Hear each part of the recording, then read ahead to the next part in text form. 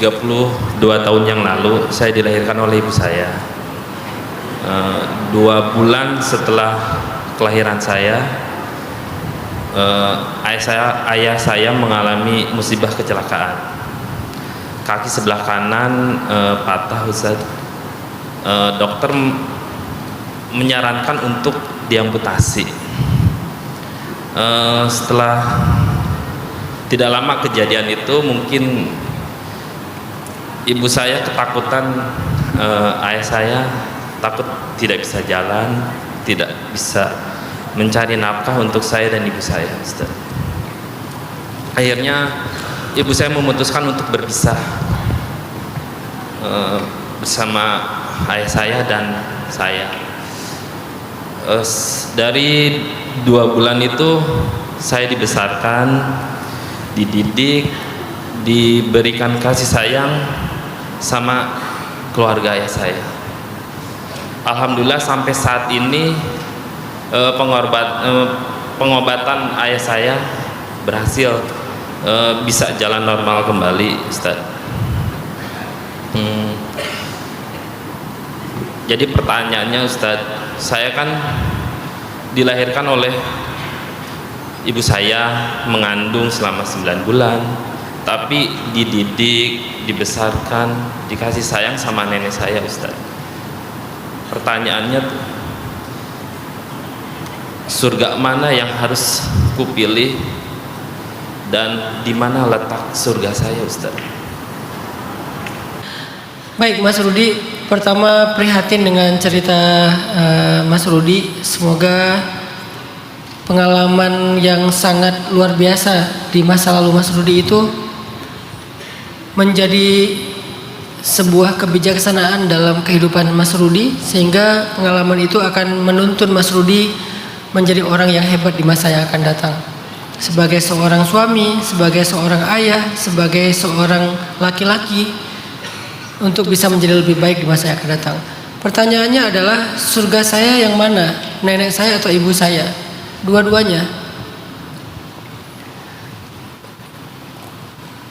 Kesalahan mereka adalah urusan mereka. Dan semua orang punya kesalahan dalam hidupnya. Semua orang pernah melakukan hal yang mungkin dia sesalkan di kemudian hari. Tetapi dia yang mengandung dan melahirkan dengan pengorbanan itu nggak bisa diabaikan. Tetaplah dia surganya Mas Rudi. Tapi Mas Rudi diberikan 2 surga sekaligus. Ada surga pada diri ibunya, juga ada surga pada diri nenek dari ayahnya yang telah berkorban juga luar biasa membesarkan Mas Rudi. Ini kalau ditanya surganya yang mana. Tapi kalau ditanya perasaan saya kok beda. Perasaan itu dalam Islam disebut dengan syai'un la yumlak, hal yang tidak bisa dikendalikan. Jadi nggak apa-apa dengan perasaan yang beda itu. Mas Rudi nggak usah feeling guilty. Kok saya sama ibu nggak sekuat anak-anak lain kepada ibu mereka? Apakah saya durhaka? Nggak durhaka, karena perasaan itu syai'un la yumlak dalam Islam. Hal yang nggak bisa dikendalikan dalam Islam. Yang bisa dikendalikan itu ekspresinya, sikapnya. Tapi tiba-tiba kita ngerasa jatuh hati dengan seseorang, atau ngerasa marah kepada seseorang, atau ngerasa benci kepada seseorang, atau ngerasa sakit kepada seseorang, itu tuh kayak nggak bisa dikendalikan seutuhnya oleh kita. Makanya dalam Islam ada ayat la yukallifullahu nafsan, Allah tidak akan membebankan hukum, bukan musibah ya, itu konteksnya lagi-lagi di Indonesia salah terjemah juga tuh. Ketika dapat musibah, ayatnya Allah tidak akan memberikan saya ujian di luar batas kemampuan saya. Ayatnya bukan tentang ujian, tentang beban hukum. Allah tidak akan membebani hukum halal haram terhadap apa yang kita nggak mampu. Misalnya kita nggak mampu untuk melupakan seseorang di hati kita, padahal kita udah berusaha, itu nggak jadi haram perasaan itu. Haramnya adalah sikap kita, haramnya adalah ekspresi kita yang melampaui batas. Tapi rasanya ya kita minta aja sama Allah. Setelah kalimat itu nanti ada kalimat doa.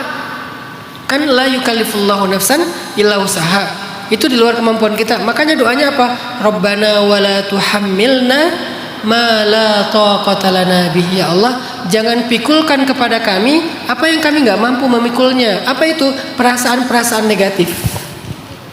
Karena nggak mampu kita pikul perasaan itu. Jadi minta sama Allah agar nggak dipikulkan perasaan negatif. Salah mencintai, salah membenci, salah marah, salah sakit. Jadi itu di luar kemampuan kita. Jadi Mas Rudi ketika punya rasa yang beda tentang ibu, karena pengalaman hidup sejak beliau masih kecil, bahkan belum sadar sebagai seorang manusia karena masih bayi banget, tiba-tiba sadarnya udah punya ibu yang bernama nenek.